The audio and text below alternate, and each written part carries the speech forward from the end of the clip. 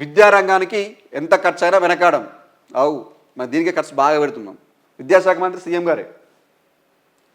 విద్యాశాఖ మంత్రి సీఎం గారే. ఆయన శాఖకు సంబంధించి విద్యాశాఖ ఈరోజు ఎంత నాశనమైందో ఒక విద్యార్థి దగ్గరికి వెళ్ళి అడిగితే తెలుస్తుంది. గురుకులాల్లో ఫుడ్ పాయిజన్తో అనేక మంది విద్యార్థులు చనిపోయారు. అనేక మంది విద్యార్థులు చనిపోయారు. పాము కాటతో చనిపోయారు గురుకులాల్లో. ఆ విద్యాశాఖకు సంబంధించే ఎంతోమంది రోడ్డుకు వచ్చి మేము తినలేకపోతున్నాం ఈ తిండి, ఇప్పటికీ తినలేకపోతున్నామని చెప్పేసి పిల్లలు రోడ్ల మీదకి వచ్చారు. ఫుడ్ పాయిజన్తో ప్రాణాలు పోయేంత వరకు హాస్పిటల్లో ఉండి దేవుడా అంటూ బతికి బయటపడ్డోళ్ళు. ఒకప్పుడు అబ్బా గురుకులాల్లో చదివేలా బిడ్డని అనుకున్న వాళ్ళంతా దెబ్బకు భయపడి వద్దురా నాయన ఈ గురుకులాలని చెప్పేసి వెనక్కి వచ్చారు. అంత గొప్పగా మన శాఖ పనితీరుంది. దానికోసం ఎంత ఖర్చైనా పర్లేదు, మాటలు మస్తుగా చెప్పాలి అంతే. పాలసీ తయారు చేయాలి. విద్యాశాఖపై సీఎం రేవంత్ సమీక్ష, పాలసీ తయారు చేయాలని ఆదేశం. ఏం చేస్తుందా పాలసీ తయారు చేసుకుని? బీరోలో పెట్టుకుందామా? ఉన్న పాలసీ చక్కగా అమలు చేస్తే సరిపోదు కదా, కొత్త పాలసీ ఎందుకు? పిల్లలకు నాణ్యమైన చదువు, బుక్కడి బువ్వ పెట్టి సరిపోయి. ఇవాళ కావాల్సింది ఏముంది?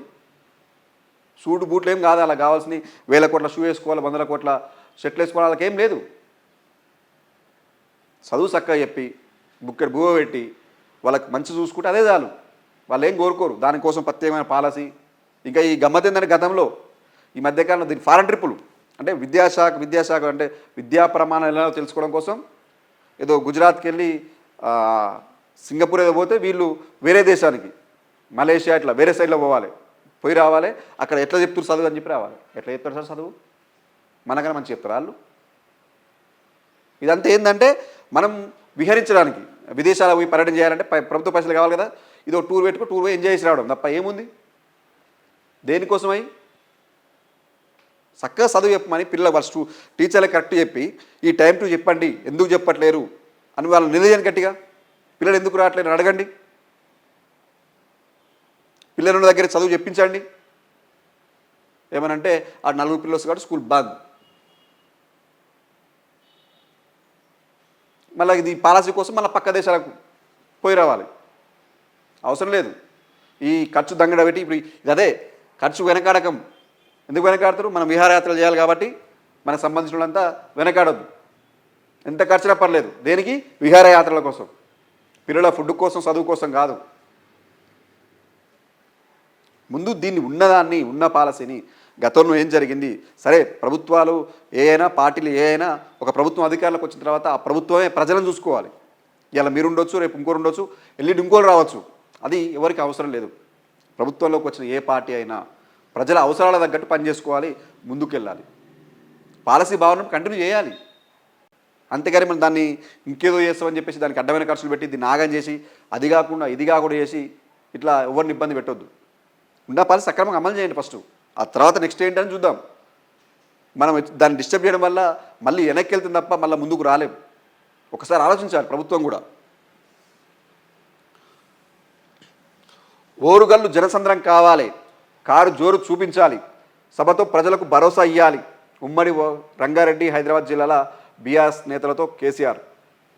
ఏప్రిల్ 27న వరంగల్లో జరిగే బీఆర్ఎస్ సిల్వర్ జూబ్లీ వేడుకలకు సంబంధించి వరుసగా గత 3-4 రోజులుగా కేసీఆర్ వాళ్ళ పార్టీ నేతలతోని ఎవ్రీడే 2 జిల్లాలకు సంబంధించిన నేతలతోని భేటీ అయ్యి ఎలా చేయాలి ఈ దిశానిర్దేశం చేసిండు.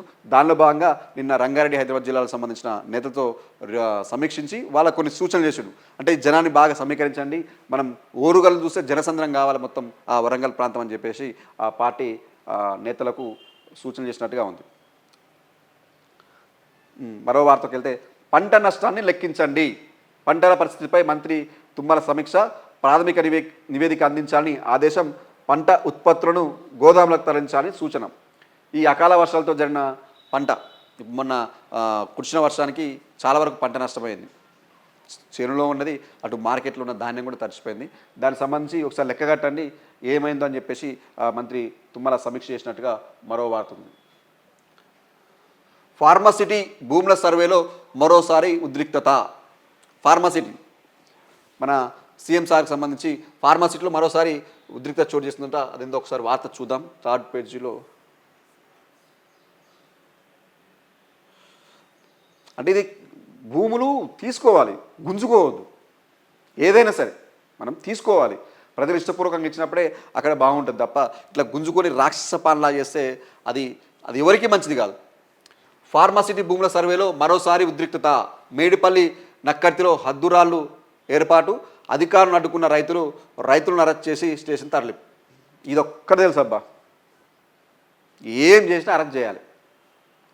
అడిగిన అరెస్ట్ చేయాలి, ప్రశ్నించిన అరెస్ట్ చేయాలి, భూములు ఇవ్వకపోతే అరెస్ట్ చేయాలి, హెచ్సి భూములు పోతే అరెస్ట్ చేయాలి, ఎవడన్నా ఎదురు మాట్లాడితే అరెస్ట్ చేయాలి, చెప్పిన మాట వినకపోతే అరెస్ట్ చేయాలి. ఏ రకంగా చేసినా అరెస్ట్ అరెస్ట్ అరెస్ట్ అరెస్ట్.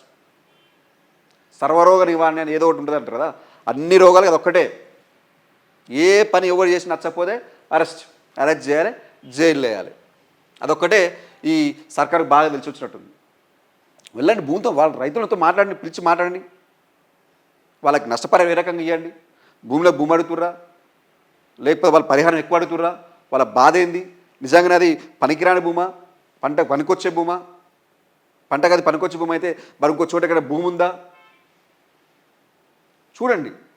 చూసి ఆ ప్రజలకు ఆ రైతులకు ఎవరైతుర్రో వాళ్ళని ఒప్పించి మెప్పించి తీసుకున్నప్పుడే బాగుంటుంది. సరే 10 ఊర్లు ఉన్నాయి, అందులో 7 మంది 8 మంది గ్రామాల ప్రజలు ఒప్పుకుర్రు, 1-2 గ్రామాల ప్రజలు ఒప్పుకోవట్లేరు, 1-2 రైతులు ఒప్పుకోవట్లేరు అన్నప్పుడు దాన్ని తీసుకోవడం తప్పలేదు. అన్ని ఊర్లు అంతే, అందరు రైతులు అదే పరిస్థితి. ఇంత వ్యతిరేకతతోని మనం గుంజుకొని ఏం చేస్తాం,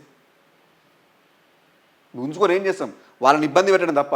ఏమనంటే ఇంతే, గుంజుకోవాలి, లోపలేయాలి, చెప్పిన మాట వినకపోతే తోమాలి. గతంలో జరిగిన ఘటనలు ఇగో.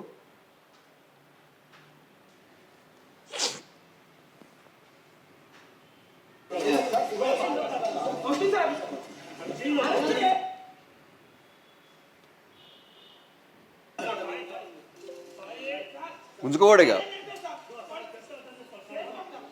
ఒక్క రైతు చుట్టూ ఎంతమంది పోలీసులు చూడు.